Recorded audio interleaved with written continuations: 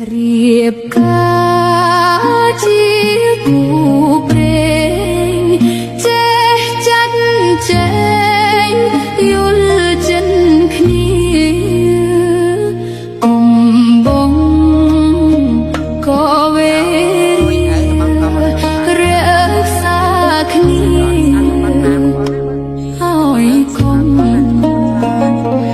វាសនាជួបជាភពសំណាងគុំកំកាងជួយបំណងមេត្តាចិត្តប្អូនបងចេះថ្នាក់ថ្នមក្តីសង្ឃឹមផ្ទៃប្រពន្ធចេះអត់ធ្មត់